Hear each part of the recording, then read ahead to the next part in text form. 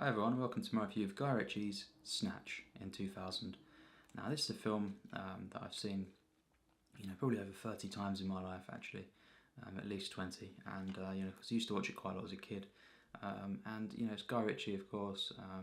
He's a filmmaker who's not, since Snatch really, he's not really had big films that have been successful. Sherlock Holmes, you could say the first one was quite popular. I've not actually seen it all the way through, so I can't really comment on that. But most do agree that Lock, Stock and Snatch are his best films. I have seen Lock, Stock, and I absolutely loved it.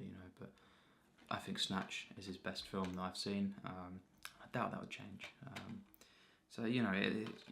It's a film that parodies in senses, gangsters and stuff, and heist films and everything like that. But yes, it is, of course, it's got some of very famous fight scenes and everything, and it's kind of it's got a massive ensemble cast. Jason Statham, who is actually really good in this film, and he's really good in Lock, Stock as well. Stephen Graham, who actually is one of my favourite modern actors, especially for This Is England, but as well Boardwalk Empire. If you've seen that, he plays Al Capone masterfully, and he's been in quite a few things, Gangs of New York as well. But Stephen Graham is great, and this is a very different role for him as well. It's quite more of a, he's not as aggressive and stuff. He's actually kind of wimpy in the film, you could say. And then you've got, of course, Brad Pitt. You've got a massive cast. Lennie James, Vinnie Jones makes an appearance again. All really famous actors, especially in British terms. And rewatching it again, since I was younger, I've seen it quite a few times since, in recent years basically. It's one of them films that you kind of watch when you're old enough to fully know all the elements of filmmaking and what makes great films. Although I was knowledgeable when I was younger, but more so now basically. And it's just one of them films like Back to the Future or something like that, where it's thoroughly enjoyable, but you think, oh, let's see what it's like when I actually know about filmmaking, and then it's absolutely stunning, and you kind of find out why you loved it so much. It's not just because it's entertaining; it's because it's a bloody good film, and this is a stunner. It really is. It's just such a stunning film, and the editing. It's actually one of the best edited films I've seen in the century, and not a lot of people would say that, but it is kind of famous for its editing style, which is very jumpy and stuff, and very fast-paced editing, and like the kind of zooms and everything, the precise zooms and stuff into things, like drinking something and that, like Shaun of the Dead, like Edgar Wright films do. That's actually kind of fitting. I watched this before Shaun of the Dead, but yes, this style in this film is perfected. All the fast-paced editing and everything, and it's used for comedy as well. That's what's great when editing itself can be used to kind of for comedy, not just the dialogue. And the dialogue in this film, we'll get to that. But yeah, this is basically it's two intertwining plots, you could say, and as people come from America and everything like that. The character of Avi, but it mainly takes place in London, and two intertwining plots. One is kind of, it's about this diamond that goes missing, and people are after it, and loads of things happen. People clash. Lennie James's character group. They're kind of, that's some of my favourite parts of the film. They're kind of trying to get the rob places and stuff, and then there's another storyline with Brad Pitt, Jason Statham, Stephen Graham. All these guys, and it's to do with kind of travellers and stuff, boxing ring, kind of betting, illegal betting and stuff. They kind of enroll, eventually, Brad Pitt's character to kind of, box for them and stuff, try and sort things out. But then, of course, because he's so hard, basically, and he knocks the guy out in a round that he's not supposed to and stuff too early on, and then things happen, and then it all goes from there. But yeah, you've got these two main plots really, and they intertwine so masterfully throughout the film. It's just genius, A lot of people wouldn't say this film is genius, or Guy Ritchie in general, but I disagree. I really think, especially with this film, the writing, which was written by Guy Ritchie, and the editing and just the characters, overall, it is genius for me, and it's absolutely stunning. The soundtrack as well, We'll get to that, but yes, the characters in this film, just so funny, so relatable as well.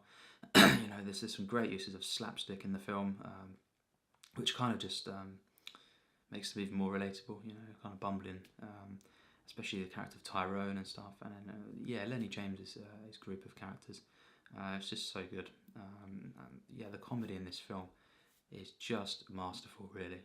It's just classic British horror comedy, but American comedy as well, kind of melded.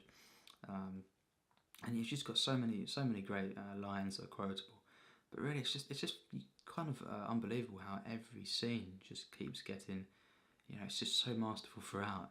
Although this is of course a comedy, it's just so well constructed. It just keeps going. Every single scene, it's just a classic scene, and it's just got a great narrative. Clear storytelling. Not a lot of people merit films too much. They think a film to be masterful storytelling has to be, non-linear or not necessarily non-linear, but obscure, not revealing, and just unclear. And actually no, for me, there's a lot more merit in films. It doesn't have to be basically obscure and everything, although films work like that, better than most. 2001: Space Odyssey. This film's like E.T. Compare that, just because it's clear and you get everything that's going on for visual terms. It doesn't mean it can be downplayed, because that really is something that, of course, the filmmaker's done his job, really, if that's the case. And a film like this, it's narrated very clearly. There's nothing, there's not really a lot of, hard to catch, narration and stuff. It's very, very clearly told, the story, and it's just constantly, for that, because of that, constantly involved in the narrative. And the rest of the cast, Brad Pitt, it's a very different role for him, and he kind of, his character's kind of like a parody in some sense of, Travellers. But it's done in a way where he is his own character and stuff, of course, and you've got some really touching moments of his storyline, his arc. But yes, generally, it's just all so hilarious with him, Brad Pitt. He's just brilliant in this film, and as well the bare knuckle fights and stuff that he's involved in, so well put together, and he's so good at acting in this film. I'd say it's one of his best roles, actually. His best role is probably like Tree of Life, this, Inglourious Bastards, you could say as well. There's some of his best ones, I'd say, and of course, there's certain scenes like Seven where it's hard to top. But yes, Brad Pitt is a great actor, and in this film he's so good, so memorable. All the cast are memorable. Stephen Graham and Jason Statham. It's great. Warmth to their kind of thing, because they're friends and stuff since school, and the banter that involves with them, so enjoyable. Just so good, and just everything. All the characters in this film, although they're always not always likeable, of course, one of the main villains in the film. He does some despicable stuff and that, but he's always compelling and entertaining. And Avi as well, he's a great character. There's just so many. Benicio del Toro. Now, he's an actor who's kind of split for me. I love him in films like License to Kill, of course this, and Guardians of the Galaxy, actually. He's really good in that. Usual Suspects. But then there's some films he's really, really bad in, actually, and it's mainly just because of the tones of the film. Sometimes it doesn't quite let him to, but then just goes overboard.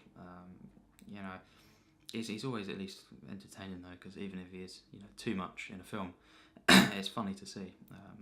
But The Last Jedi wasn't, because I just hate that film anyway. But yes, no, there's films that he isn't quite great in, but he is in this, and he just plays it so well, and it's just so funny. As Frankie Four Fingers, and all the characters in this film. We've mentioned the characters, the actors. The writing for these characters is so good. The exposition in this film is masterful, and it's just, they've all got their own, and quite early on as well, you're introduced to a load of the different backstories of the characters, in such a good way. You got quick flashbacks with Frankie Four Fingers, and it's just so funny. All the editing in this film, it's not just used to tell the story like that, give backstory and stuff. It's used in such a way that it's just the timing of it, basically, is one of the things that makes a comedy perfect. like Shaun of the Dead, which we'll get to. We'll review that. But it's the timing that can make something without actually giving a funny line, make it funny in itself, and combined with the dialogue in this film, which is just masterful.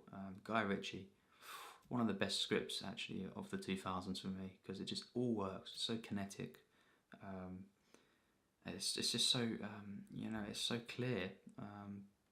And stuff, the dialogue and everything. You know everything that's going on. But it's just the way he plays with the dialogue, and also just the stuff, the kind of the depth that you may not catch on the first time that he gives to these gangsters.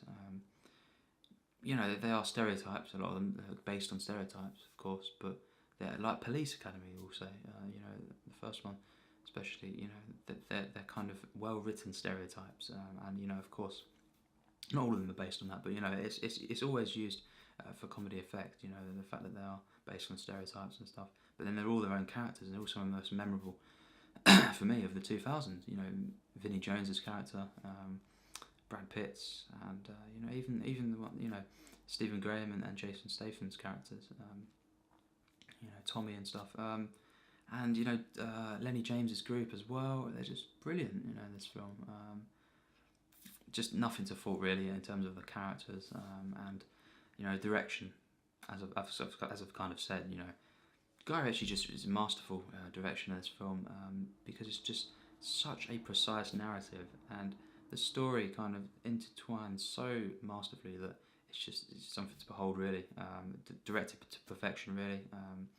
It's one of them films that every act, there's bits early on you kind of little details basically that you can catch on, and if you look out for them, they become very important in the last act in particular, and it's all so well planned out and directed, and has a flow like so many films don't. It's quite above a lot of films, modern films actually, in terms of its flow, and it's mainly due to the editing. It's absolutely bloody brilliant. It's stunning editing in this film. The fight scenes, the way they're edited as well, wow, so good. Couldn't fault it actually, and it's just so alive. This film's got so much energy in it, and it's got time where it dies down, and there's some kind of subtle moments actually, particularly with Brad Pitt's storyline. But it's just it's a very short film, and in that time you become so attached to these characters. It's just something to really just behold. How Guy Ritchie was able to kind of write this and direct this to perfection, really for me. The soundtrack, wow. Every piece of music, every song is used at all the right moments, and films where the lyrics actually say something, within a scene, and it could like an ironic effect, and stuff. Yeah, it's just genius how he does that, and because songs really, and music that's put into films, at its heart, really the most important thing actually is the mood it creates, and this does that, but it also plays with the actual what's going on in the story through the lyrics, because there's films where classical music is used, and of course that that obviously says something about scenes, and it has a mood and everything, but when you've got actual lyrics as well, precise lyrics that are kind of relating to what's going on, and kind of being ironic, and stuff. It's just great, and every single piece, every song is used perfectly. Ghost Town especially, brilliant. Just the way this film comes together at the end is just, it's so good. Absolutely, I love this film so much. And I think it is a masterpiece. I think every single aspect of this film is flawless. Actually, I don't care. I'd say it now, it's a flawless film for me. All the comedy works through the dialogue and the editing. All the characters are memorable, at least, and the way that you've got all these characters balanced out. There are different storylines, the two different storylines mainly. They come together at the end, it intertwines, and it's one of them things as well where it retells certain bits, and then it's placed in a moment where you're like, that's why, like Pulp Fiction or something. Kind of non-linear aspects in there. But it's just so masterfully constructed, all the storyline, and as well the themes that it explores, does it, at times in subtlety, because you may not catch on because there's so much comedy and stuff, but, there's a lot of different themes that Guy Ritchie is exploring, and he just does it so well. And the cast of characters, and the actors and stuff, all played their roles to perfection, really. And as well, Ewan Brimmer, he was great in this film for his little minor appearance. Very, very funny. What can I say? This is a masterpiece. So, of course, on my channel, I have my rating system, and when a film is 100%, it's a masterpiece, no doubt. Even a 99 can be a slightly flawed one. But then I have my tiers. They're the films that it's just so masterful. That they kind of go beyond like a regular masterpiece. Although, of course, a regular masterpiece is not a regular film in that sense. But it's kind of like Ebert's great movies list, if and stuff. I've got tiers, and I've got 4 tiers. The top one being a bonus one. Really, nothing really reaches that too much. But I'd say this is in my tiers, and for sure, because I love it so much, and I think it's a really special film actually, compared to quite a lot of films that I would also call masterpieces. But it doesn't quite get into the tier 2, but I think it's 100% plus. Tier 3, a definite masterpiece, and I absolutely love this film to bits. Everything works perfectly, and I think it's just the way that the editing and stuff, and the way the music is used, and everything, and the comedy and everything that elevates the film so much. It's not going to make you cry or anything like that, and it's not, something like there's many films basically that are in my tier 2 or 1 or certainly S that are just better than this. I've seen quite a lot of films now, and the reason it's not tier 2 or anything, it's just because it doesn't quite get there. Simply, I can't really explain. But tier 3 is bloody high. This is well into my top 200 for sure, and probably remain there for quite a while actually. I absolutely love it. I love all the characters. I love the use of music. I love the actual narrative and the way it intertwines the stories. The 2 different plots of the main plots and everything, and just the comedy, but also the tension and a lot of the stuff as well. That's another thing. The way that it's very much a comedy, black comedy, but there's very, very tense moments and everything that you're just so involved in the story. Easy masterpiece from me, and I've always loved it. And I haven't seen Lock, Stock actually in a few years. This is the one that I watch pretty much every year, at least. I haven't seen Lock, Stock in a while, so who knows. I doubt though it would be better than this, basically. But I did love Lock, Stock as a kid, and stuff. And I remember that being a bit more low key and stuff, and not quite as energetic and everything. But I do remember loving that film, and I'll have to revisit it soon. It's not very widely available though. I'll have to look out for it, see if it's on Blu-ray. Available region. Well, actually, no, it doesn't matter what region it is. But anyway, I'll review that at some point. And yes, I guess I'll add this to a Guy Ritchie playlist. And when I review more, I'll just add them to that. But yes, as it stands, Snatch, an absolute masterpiece. British-American film that is stunning. Thanks for watching.